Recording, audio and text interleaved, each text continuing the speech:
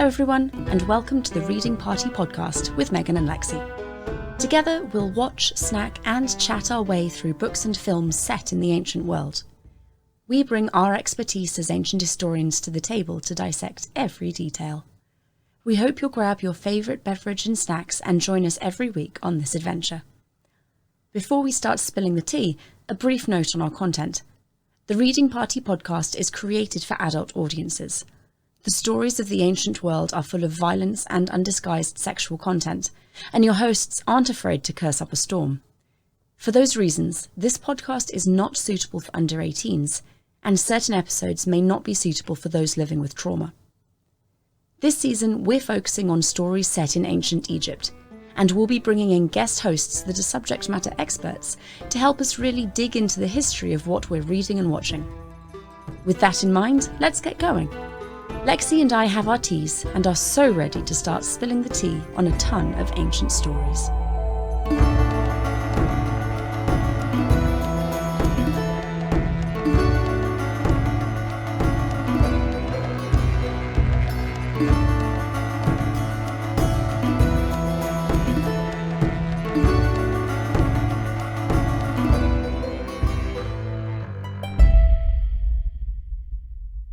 Hello everyone and welcome back to the Reading Party podcast.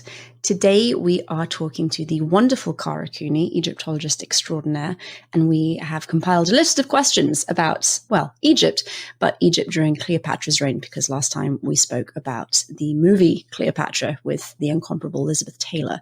So Cara, would you mind just giving us an introduction to yourself and tell the audience where they can find out more about you and about your work? My name is Cooney. I also publish under the name Kathleen Cooney, Kathlyn. It's my mother's fault. And I have a dual personality. The academic side is Kathleen M. Cooney. That's a Mary for the middle initial. And the popular side is Cooney. But I am crossing the streams. And my next academic book will be published under Cooney with American University in Cairo Press at their request. So interesting. I know. And where you can find me, so many places, but I'm most active right now on Substack and my podcast, Afterlives of Ancient Egypt. The Substack goes out every week or so, and as does the podcast. And we also have guests on like you do, but we have a lot more internal chat, I think, on different topics as well. And yeah, I've got a website, I've got a Facebook page, I've got a Twitter that is insanely political. So only go there if you want to be triggered by these things. But really, I just repost insanely political things. I don't say too much on my own. And I guess that's it. Yeah. Thank you very much. Lexie, do you mind if I start with the first question? Go right ahead. Amazing. Thank you. So, Cara, you've written an entire book on Egyptian queens. Would you mind just telling us, before we get into Cleopatra specifically, a little bit about the book and share something that you think modern conceptions of Egyptian queenship usually get wrong? Yeah, this is something that I've been thinking a lot about lately since I came back from the International Congress of Egyptology or International Conference of Egypt, doesn't really matter, but it was in Leiden this year, happens every 4 years. And there seemed to be a lot of consternation and discourse about the power of women and how it works. And much of it was a reaction against things that I have written. My name was not mentioned in these discussions, but I was like, ooh, they're mad at me. And so let's go back to what it is that I have written and how I've become the nonfiction chick lit Egyptologist. But I've written 2 books about women in particular. The first one is called The Woman Who Would Be King. It was published with Crown. It's about Hatshepsut, and it is a cradle to grave kind of story, trying to, in a sense, novelize a nonfiction story and try to understand the personality or decision-making or more intimate details of a person's life. Very risky experiment, but I stand by it and had a lot of fun writing that book. The next book was called When Women Ruled the World, which is a more straightforward, here are 6 women of ancient Egypt, 5 of whom became nothing less than king. And here's what their patterns are. Each woman got a chapter. I start out with what is female power? What is a patriarchy? How does female power work within a patriarchy? And I end the book with a rather dour and pessimistic statement that all of these women had to work within the patriarchal system that they were born into. None of them was able to change it. None of them was a feminist that created a new system. We can't expect them to have acted as such. And all of them were in some ways tokens of the patriarchal system, placeholders for that patriarchal system, were used by that patriarchal system, but could sometimes transcend it. And their existence as rulers within that system shows that they could certainly do it. But it also reveals the unsavory truth that many women who find their way to power do so by acting like men, working with men, and with men's agendas. Not that there's anything wrong with men. The patriarchy hurts men too, which is something I'm very clear about, particularly in my latest book, The Good Kings. But this take goes against a take of the 60s, 70s, and 80s that really wanted to highlight female power as completely positive and took on this positivist perspective of, look at how powerful Hatshepsut was. Look at how awesome she was. They don't want somebody like me coming in and saying, look, Hatshepsut was a pure traditionalist. Let's compare her to Maggie Thatcher. They don't want that at all. And it's not something that makes us feel good about our power, about ourselves. And it's something that makes a woman CEO or a woman who's worked hard in the boys' club to fight her way to the top feel good about how she's gotten there or what it means to have gotten there. And I want us to question what it means that a woman finds her way at the top of power, because so often it serves the larger system of men.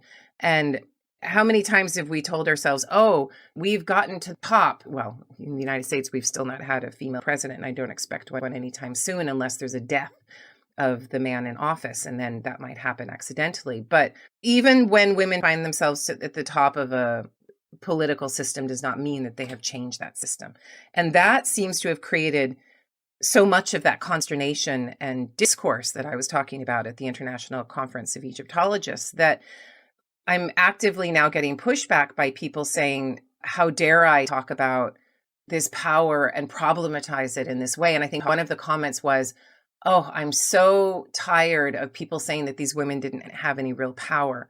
What does that even mean? And so my work is nuanced. It is saying, yes, these women individually did have great power, but as a system and as an injection into a larger system and as a legacy after their rule, their power was much more limited, and their successes and triumphs were generally assigned and given to men who ruled after them, sometimes even before them. You can do this as historians.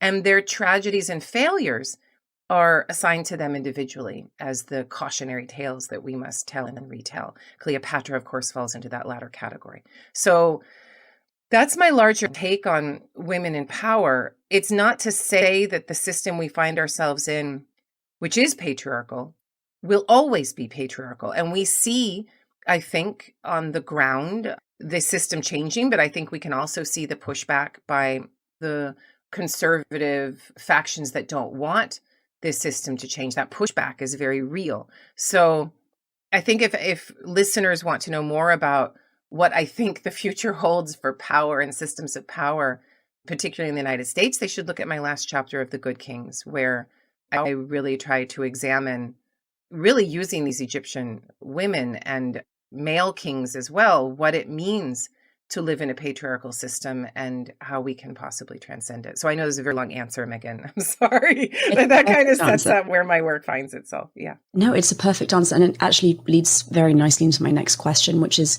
how were women able to wield power in Egypt in this highly patriarchal system? It's one of the most interesting questions that you could possibly ask, and I've built an entire class around this question at UCLA. At UCLA, we have a course called Women in Power in the Ancient World. I don't include the New World because we only have a 10-week quarter, and while there were women in power in the ancient Aztec, Mayan, and the many Peruvian societies of antiquity, there's no room, there's no time. So in this course, I'll have a week on Greece, a week on Rome, a week on the Levant, a week on Mesopotamia, a week on India, China, Persia even, and then the rest of the time is devoted to Egypt. And it is an extraordinary fact that Egypt allowed more women into the highest positions of power, named as such, with a reasonable regularity over their 3,000-year existence. And that even when there's a Macedonian occupation of Egypt, the Ptolemaic dynasty, you see that female power, which was not non-existent in the Macedonian Greek system, but certainly not as prevalent, it comes to the fore because Egypt demands it. And then you're like, well, what is it about Egypt? Are the Egyptians like more enlightened? Do they have like a different DNA? Well, no, obviously. The Egyptians are not more enlightened than anybody else. They're humans just like we are. But their system of government, economy, politics, society lends itself to a family-based, dynastic, authoritarian system of power. The Nile itself, and I've written about this in my book on ancient Egyptian society that I edited with Nadia Ben Marzouk and Danny Candelora. It's a Routledge book. You can find that anywhere books, academic books are sold. But I talk about the Nile being a simultaneously unifying and disunifying force socially, such that when the flood is perfect, you can combine this place into one unit, and you can tax, you can collect tax. If you have the nice boat that's not going to get the grain moldy, you can go up and down and collect all of your taxes, and this artery will unite this place in a way that nothing else can. When the Nile is low, then you're disunified, you're decentralized, and you rely on a series of mini authoritarian powers up and down the Nile. But the Nile itself allows this for those people who are farming, for those people who are living along the Nile, not for the desert dwellers. It allows this overlay of power. And that power often finds itself acting through a family system. And a family system has to have women in it, because otherwise you're not going to have another lineage. You got to have somebody to have sex with. You got to have another generation. And with those women in that system, the great irony or tragedy of the story is that the reason women wielded so much power in ancient Egypt is that we're part of authoritarian systems in which, when something happened to the masculine entity at the head of the system, the tip of the spear, the head of the pyramid, whatever analogy you want to use, the best alternative was not another man who would destabilize that authoritarian system, destabilize that dynasty, threaten that family. It was a woman within that family. She was the best option. She was the best way to maintain and keep that authoritarian power. And you can see this working within Egypt quite effectively. Sometimes the family is very powerful. Sometimes it's not. There are times in Egypt when there's a more decentralized, institutional, systemic kind of power, a more military community of practice kind of power. So let's just compare the 18th dynasty as a whole to the very end of the 18th dynasty and then the 19th and 20th dynasties. The kings of the 19th dynasty are coming from a military community of practice. We have texts that talk about them having been great generals coming from the northeastern delta, immigrants who get the job done, according to the Hamilton musical or something like that. It's kind of cool to see these people coming in from the eastern delta and then making themselves more Egyptian than Egyptian, but they're military men. And the 19th and 20th dynasties, Tawasret excluded, have very little place for women in power. Even with that military community of practice, however, Tawasret finds her way to the head position as nothing less than king. That's crazy. It's extraordinary that even when you have a military man at the head, he still has distrust for the larger system, and the family is still that place where the Egyptians go to find that safety to protect power.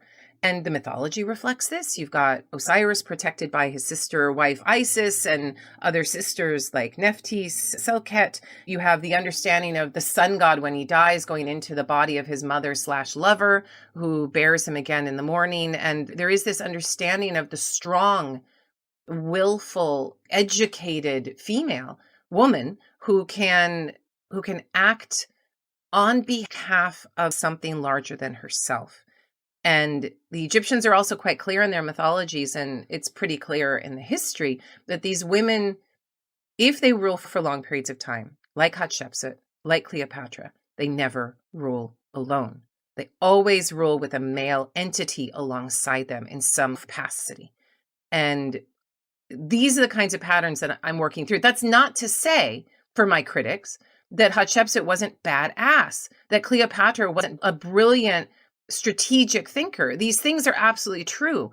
But the patriarchal system cannot just be ignored. We can't positivistically look at this and say, oh, wow, they could have done anything they wanted. No one can do anything they want. Not Putin, not Trump, not you, not me, no one. Not a president of Harvard. No one can do whatever it is they want. We all work within the larger system that we are a part of.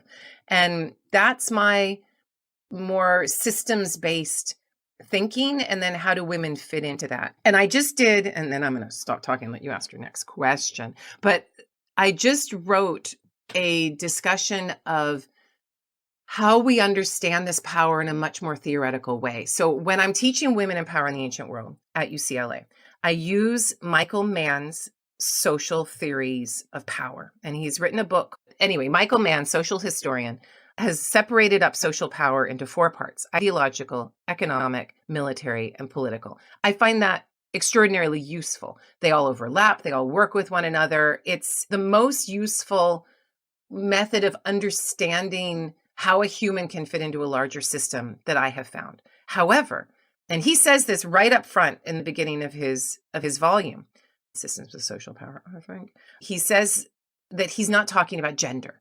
He uses the word gender and says that he is specifically not doing that because it's a complicated thing, and he has his reasons, and I go through those in this article that I've just written.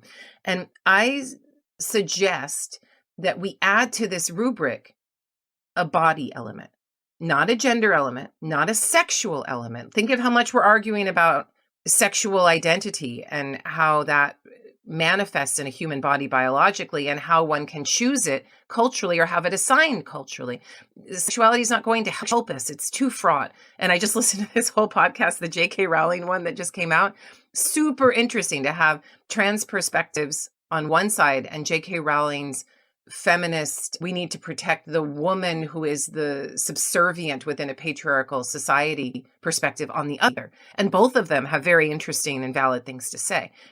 If you apply a body element to this Michael Mann system of social power, it accounts for whether you're a child, whether you have dark skin, whether you're a woman who can be impregnated, whether you're a woman who can't be impregnated because you're menopausal and you're old, nobody cares about you anymore, or whether you're a child, or whatever you are, disabled, you have body dysmorphia, whatever it is. But this body element then helps to understand who gets to have power, who can be included in society and who isn't.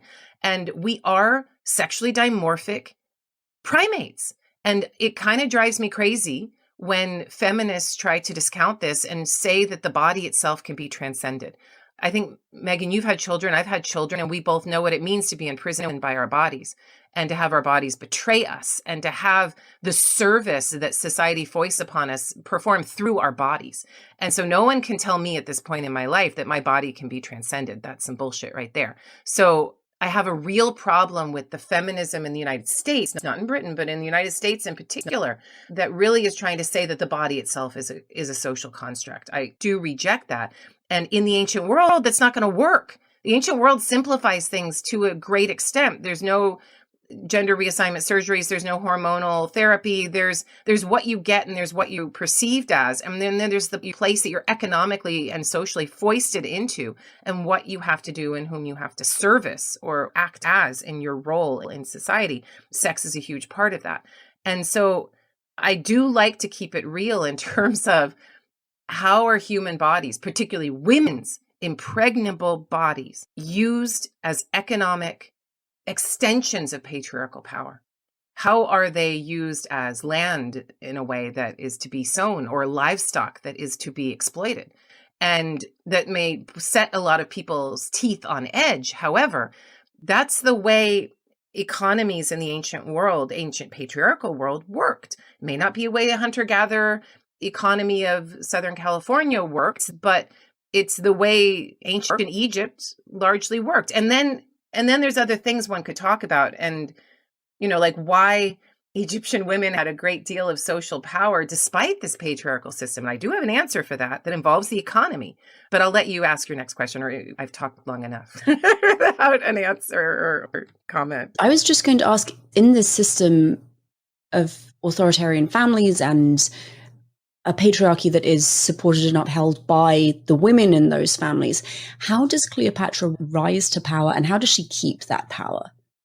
Cleopatra finds her power through the family. It is through that dynasty that she finds her power. And it is particularly through her father that she finds that power. Her father assigns her as a co-ruler because he knows that it's better for him not to rule alone. And this, in the same way that the Ptolemaic kings before him knew that they had to rule alongside a sister wife or a wife daughter or something. And there was always almost always another female accompaniment on the throne. It decentralized the onus of power and the danger of power as much as it decentralized the power of power. And so Cleopatra comes through because her father wants her to come through. And she also comes through to power because there's so much internal competition by this point in particular. But certainly this is not the only time when the Ptolemies are eating each other alive. I mean, I don't know why nobody has made a miniseries or series about this family, because it puts the Game of Thrones series to shame. I mean, it's pretty crazy. You're going to send your sister wife's child and your child to her dismembered in a box as a birthday gift. And is that Ptolemy who is it? Ptolemy the Eighth? My Ptolemaic history is not so great. I'm a Bronze and Iron Age girl myself. But she finds her power through her father, and then she finds her power through Rome. And she finds her power through this Roman Senate, who then says, okay, you are going to get to rule. We've read your father's will aloud, and we all agree. So she gets the men's approval from this other place that is not an occupying faction yet, but kind of. They have legions there, right? And they're like, okay, you get to rule, but you have to rule with a brother. And then he goes to war with her, and Julius Caesar's there and all of this stuff. And then she rules with the next brother. When both of these brothers have been eliminated, one through war, the other through an outright assassination at her orders, ostensibly, then she has to rule with the Roman warlords. She still cannot rule alone, or she has to rule ideologically with her son. So she then assigns another masculine entity to rule with her. And there is no such thing as a woman ruling alone. It doesn't exist. If it does exist, they're eliminated, like Tawasret, or they, like Nefertiti, if she was Smenkhare, and wow, you want to start a bar fight with Egyptologists, just mention, say it was Nefertiti Smenkhare, and then fists will start flying and beer glasses will be thrown. But like, say that and then duck quickly. Exactly. But if she was that, one, she had to hide her identity as something else and masculinize and be something that she was not. It wouldn't be super surprising. And number two, she wasn't there for very long, which makes one suspect that she was eliminated. And given that we know the 18th dynasty ended with a seizure of power by a man, in this case, who did not place Ankhesenamen into a position of power as the rest of her 18th dynasty sisters would have been. Something shady, in my opinion, is going on. She came to power because the Ptolemies needed female accompaniment to male power in Egypt, in particular, in a way that they did not need it in their Greek or Hellenized homeland. That's interesting. And it says something about Egyptian dynastic authoritarianism and its lack of internal competition that's really interesting. So even when you insert this hyper-competitive Ptolemaic dynasty, because Egyptian dynasties don't promote or seem to show this kind of hyper-competitivism that the Ptolemaic dynasties do, even when you insert that Greek competitiveness, trust no one, sort of ideological, economic, social system into Egypt, you still are inserting it into an authoritarian space where there's very little competition from the outside. Yeah, you might have a bread riot here or there, but really, it's not that hard to control this space in comparison to a Greek space or an Athenian city space or a Mesopotamian city-state versus another, or an Italian peninsula. It's easier to control Egypt. And so then they all end up backbiting each other, interestingly, within a system that they can wield as authoritarians without too much trouble. All right, I'm going to jump in here with one and kind of bounce off of that a little bit and also try to relate it back to the film. Let's see if I can do it, if it works. So yeah, it's interesting because I always thought that it's interesting in the casting choices, right? You have like fiery Elizabeth Taylor, and then you have like the older statesman. I think it's, what's his name, Rex Harrison, whatever his name is. I love Rex Harrison. He's the best. Yeah, so he's like a stately sort of older Caesar, and then you have, what's his name, Mark Antony. Richard Burton. Yes, thank you. No worries, I'm here all day. So obviously, what we see in the film is quite interesting because, you know, she's gorgeous and whatever, and you're like, okay, kind of like great looking men, but also interesting dichotomy with the ages. But in real life, though, isn't it true that like Cleopatra was not supposed to be this raging beauty, and so she kept the men with the power of her mind? And so just looking at it in a sort of modern context, you know, I'm wondering if you could expand on like, so how did she actually manage to, like, was it just that she was so smart and they were so attracted to it? There's got to be something else, right? It can't just be like, you know, not very pretty woman. I mean, is it the power? Is it that she occupies the space? Like, what is it? Why did they stay with her?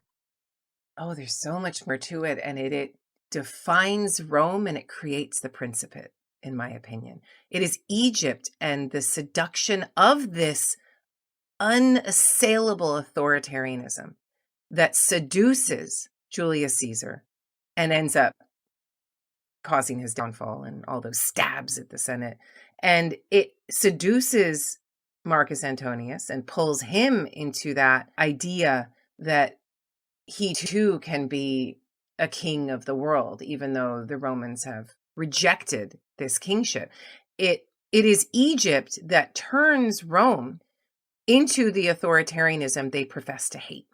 It is these great men who are in constant competition against one another, war after war, and really destructive stuff, all of the money wasted, all of the different leagues and different strategies and different triumvirates and how are we going to work this out?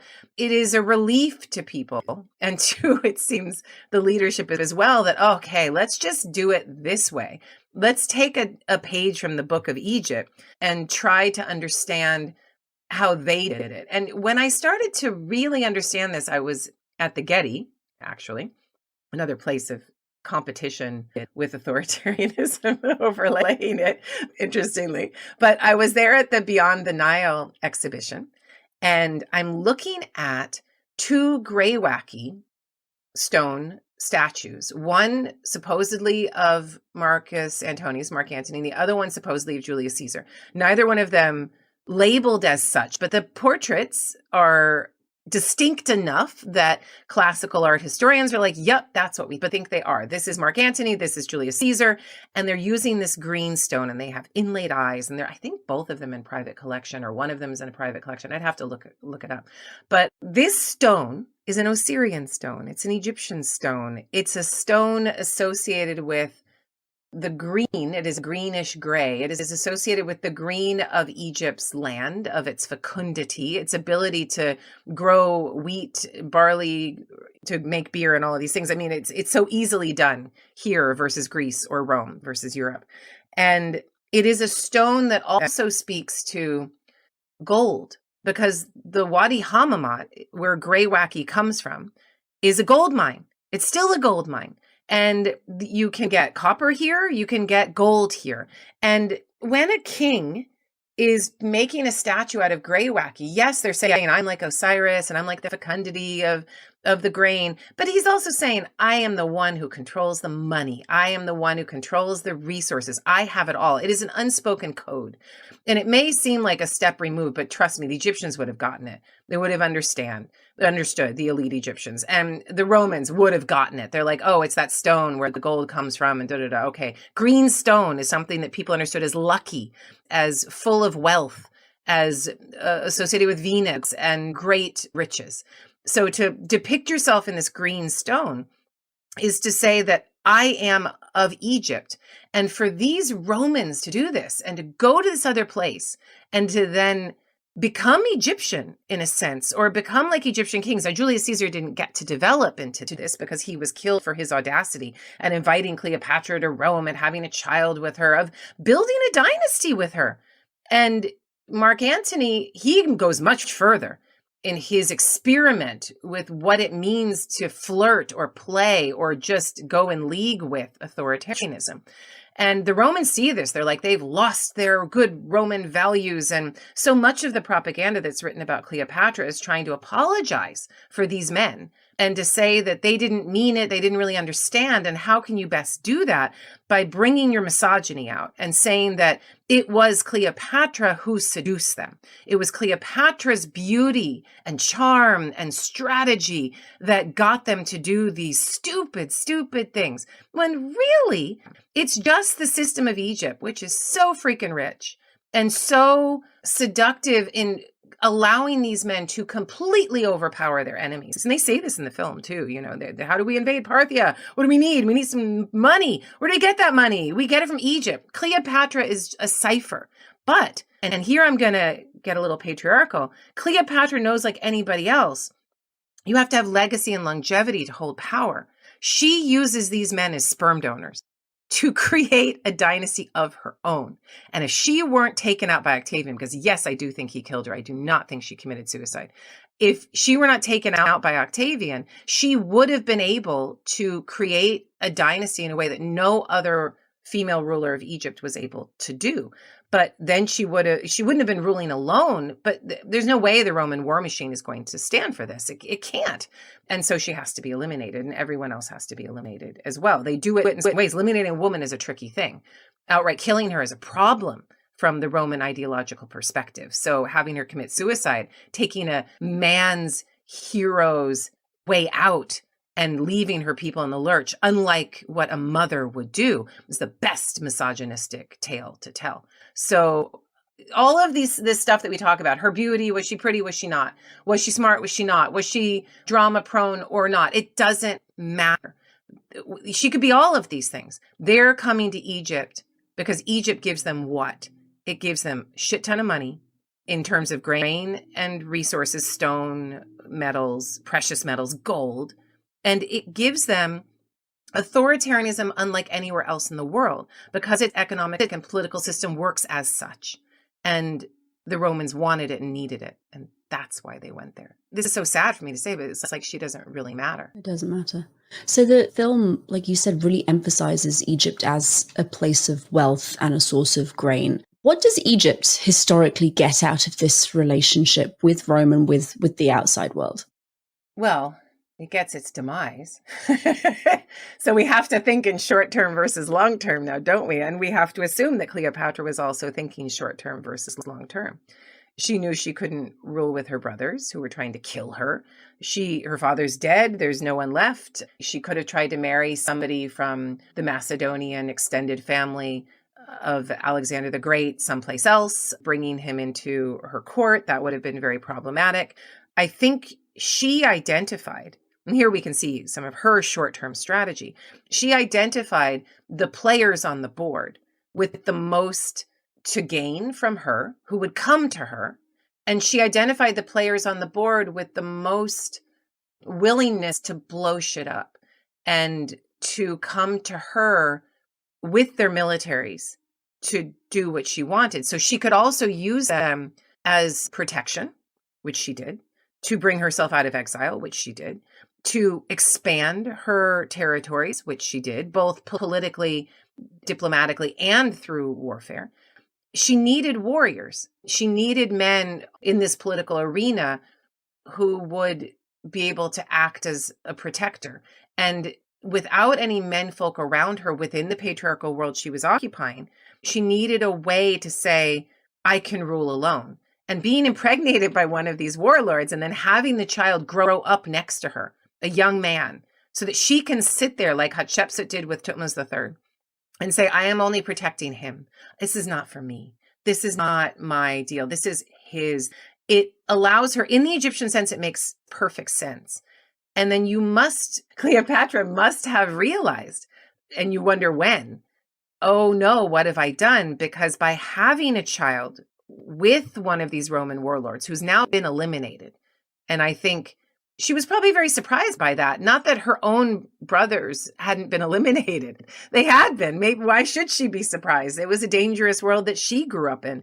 It was not an easy thing to be king in the late Ptolemaic world. But when he's eliminated, she's got a serious problem because now her son is she needs to keep him associated with Rome and yet not. And that's essentially what draws the target on her back. And then having all of these children with Mark Antony, same thing. You have competitive Rome doesn't go away. And competitive Rome, even with the Principate, does not go away. The Principate is able to arbiter it in a more clear fashion, but the competitiveness is still there. It just works in a different way, and it works outwardly in a better way. So you're able to go into other territories and move your competitiveness into outer regions of this imperial space rather than eat each other alive. But what was your question again? It was why. It was what Egypt gets out of the relationship with Rome. Oh, yeah. So she gets a short-term protection and she gets to rule. She's the last ruler and she needs to have a kid to continue after her. And if she'd been able to bring Ptolemy up, then she would have had a ruler after her. We also have to remember that in hindsight for us, we're like, oh my God, she was so stupid. What was she thinking? But the Ptolemaic dynasty had lasted for almost 300 years at this point. None of the kings had been killed by Rome. They'd been working with Rome for some time. I think this was something that was unexpected, but it was her big, bold moves by integrating and aligning herself with parts of Rome that took Ptolemy out. It's a double-edged sword, obviously. Her going in gets her short-term protection, but her having those children with those Roman warlords then means her demise. There was no way out of it. And she must have known that at some point, that this is the end for me. I mean, it's interesting. I mean, you can only cover so much, and already the film is too long. It's like 4 hours long, so they don't want to put any more. I couldn't finish it. Lexie. It's too long. It's so long, but it's interesting. With such soliloquies, they're like, let's have him have the longest speech and then shots of her, and then another longest speech and shots I did of her. watch the movie on like 1.5 speed because I can't sit and watch something for that long. And it did lead to some comical moments because the long looks were a reasonable amount of time, but it was a little bit amusing because then the music speeds up as well. And it's just like, it's fun. But yeah, my top tip, if you have to watch a really, really long movie, just speed it up a bit. Megan knows this. My attention span does wander, but for this film in particular, I do sit and I do like to watch the whole thing because I can't speed up Alex North's beautiful score that accompanies it. So anything distracting from that would be hard. But anyway. And you get to stare at Richard Burton's legs in his little short skirt. The skirts are very short. The mini skirts are very short. Why are they so short? I don't know why they're so short. Costuming question for later, someone else. But that's why Mel Brooks and The Life of Brian, they make them so extraordinarily short, which is just brilliant because you know what they're making fun of. And I love it. I love it. Although I would still venture a guess that they're not quite as short as the ones we've seen in Ulysses 54, I think, with Kirk Douglas. They were really short. Short. Like getting shorter. Necessary blurring territory right there.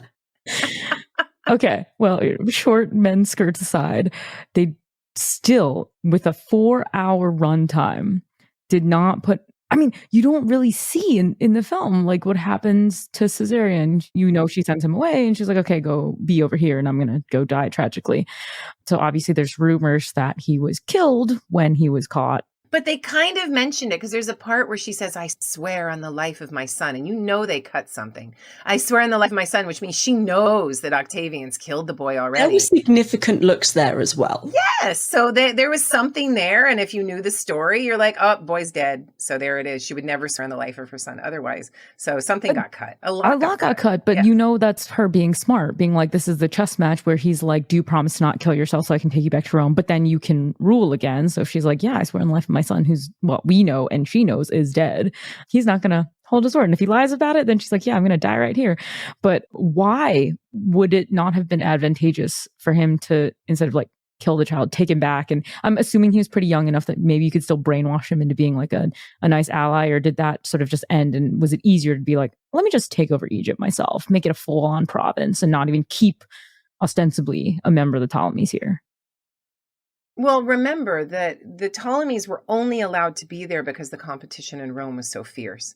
And anyone who even flirted with the idea of taking over Egypt was eliminated like that, right? Because anyone who had Egypt had the power, had the grain, had the gold, had everything they needed to pay their soldiers. This is why Julius Caesar is eliminated. This is why Mark Antony is eliminated. And when Octavian is able to take it, that's when the authoritarianism is cemented. It is Egypt that cements Rome's authoritarian power going forward and that allows it. So it has to be made a province to be controlled by a governor who's going to be directly connected to the imperator in the Principate. So this is the way it has to work.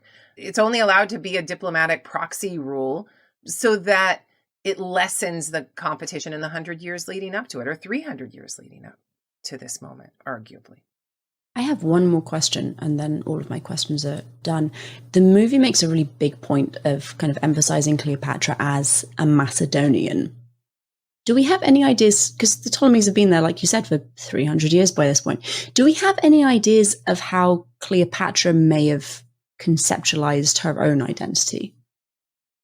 Oh, you're hitting the hornet's nest with a baseball bat. And of course I might love be. It. So, because as everyone knows, the identity of Cleopatra has been much in the news lately with that Netflix drama documentary that the Egyptian government and Ministry of Antiquities lost their heads over, because the woman in that documentary who plays Cleopatra is a mixed race, mixed African, mixed white, arguably, woman. And people are like, how dare they? Cleopatra was white. And they use these words like white. And the woman in the documentary, she looks very Egyptian, which is interesting. She looks Southern Egyptian, maybe a woman of Luxor, like a Hatshepsutian sort of Egyptian.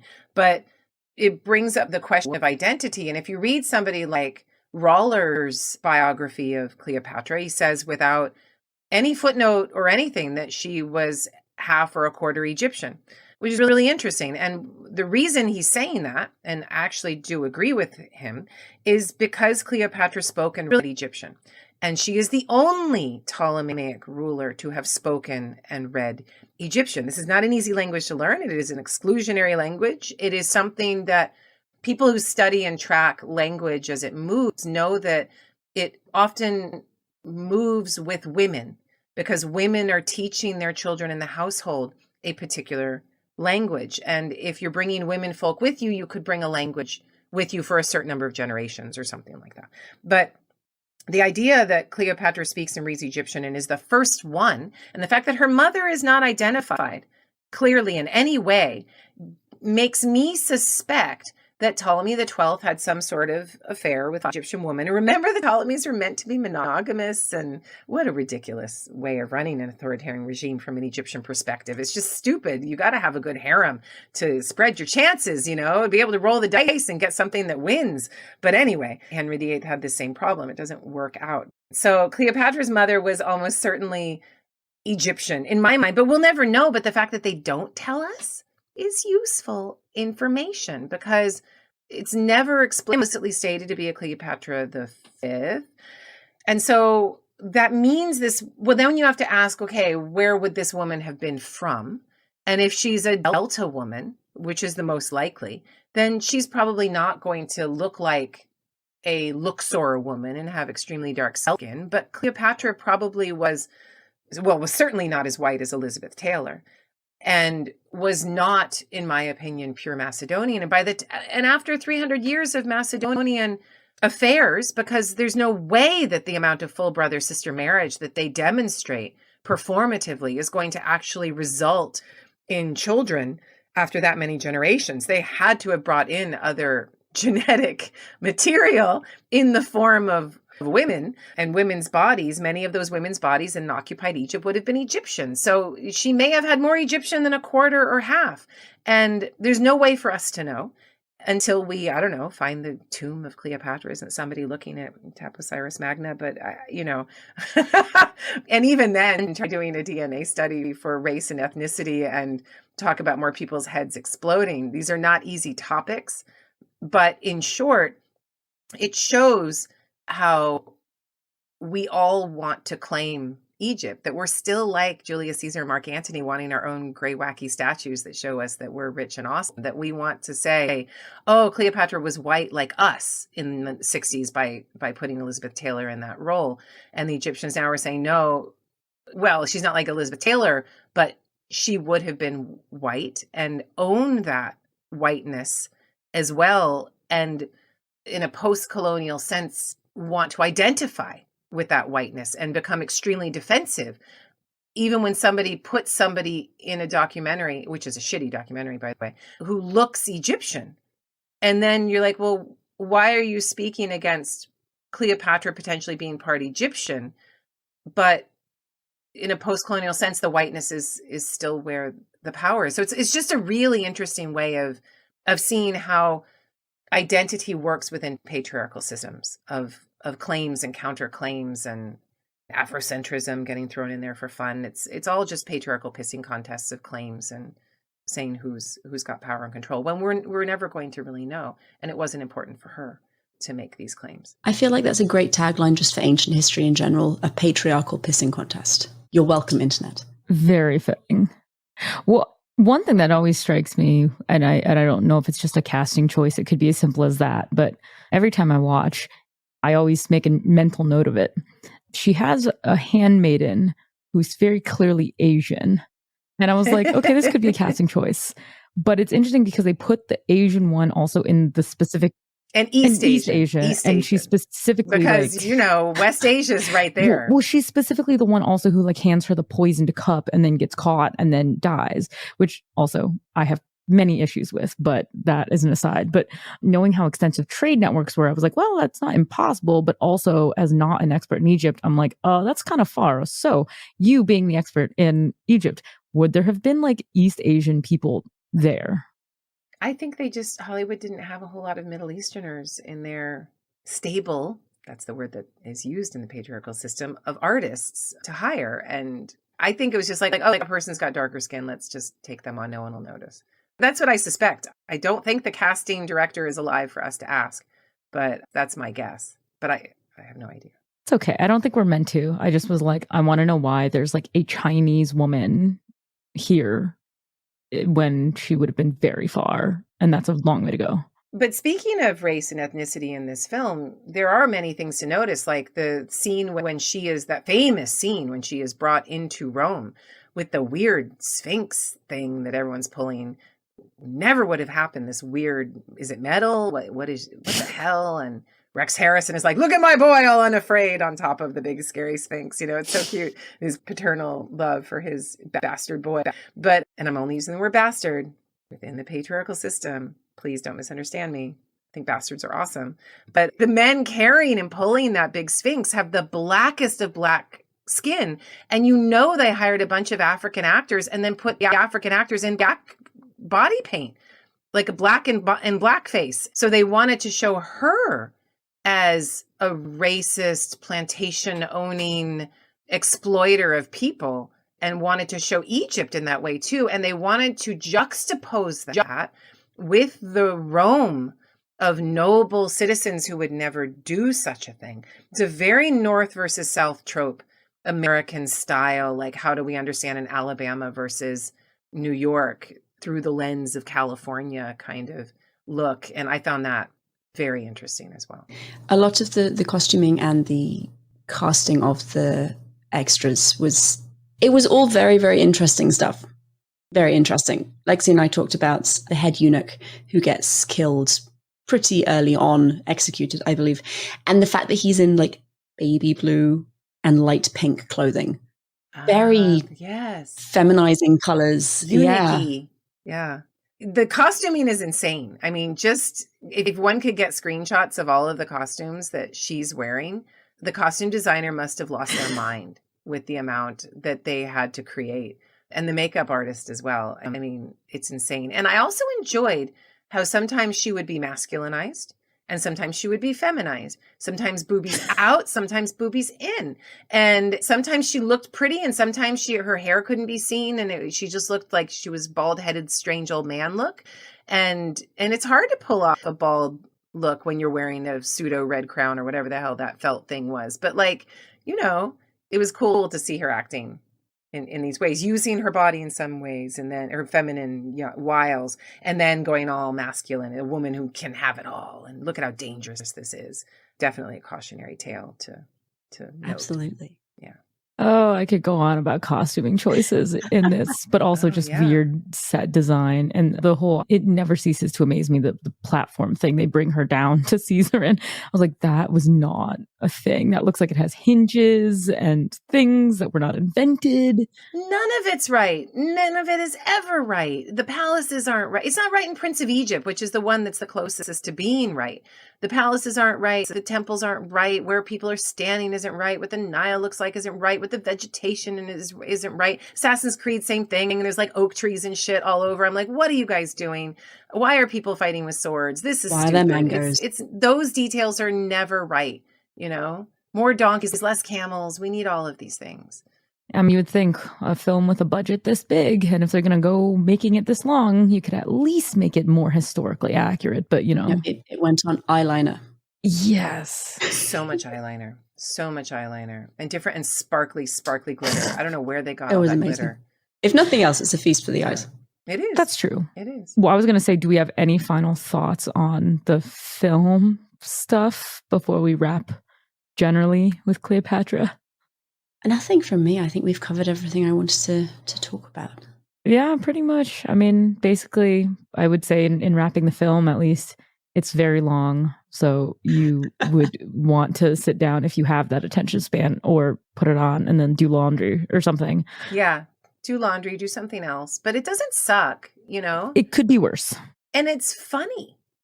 It's funny in parts. And I read a little bit of the backstory, and I watched a couple of extra scenes last night, and there's the one where slap each other, slap, slap, slap, slap. And apparently he slapped her back, and it was a real slap.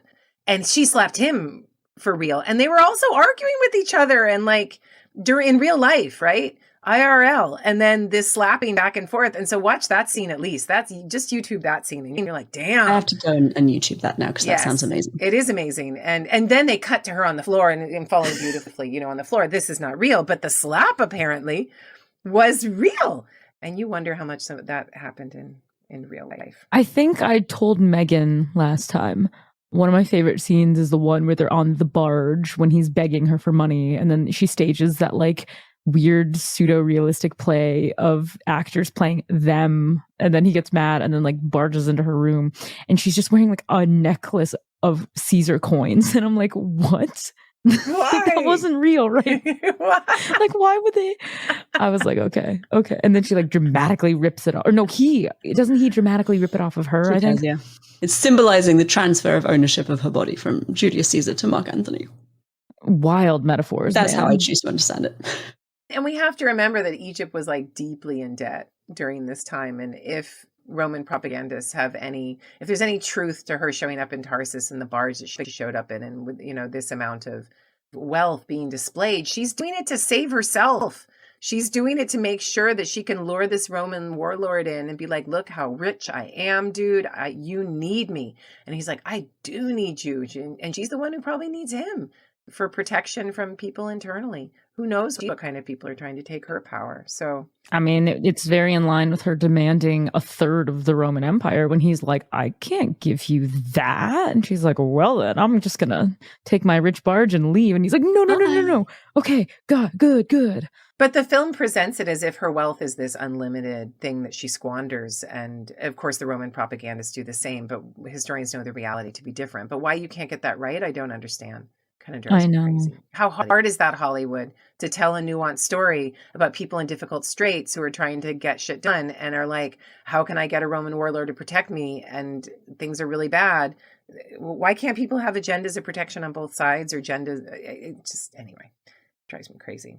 I remember always pointing out, it's strange that they get like certain details that would be so easy to get correct wrong, but then they also do show that like the Library of Alexandria did get burned in one of the initial attacks. And I was like, well, yes, but why is that in here and not something else that is right? I don't understand. Hollywood confuses me. Yeah. Well, they are going with cultural memory. They're going with a Shakespearean cultural memory more than anything else, in my opinion. Well, I'm sure that we could probably find much more, but we'll have to leave it there. Megan, I will let you close us out, though. Thank you both very much, Cara. This is really interesting. Thank you for joining us. Oh, my my pleasure. It's always so much fun to talk to you guys. Oh, no, it's a delight. And we will see you all next week. Bye. Bye. Hey, thanks for listening. Don't forget to leave us a review, and you can also follow us on social media at The Reading Party Podcast. If you'd like to leave us a book or movie suggestion, then email us at thereadingpartypod@gmail.com. See you next week.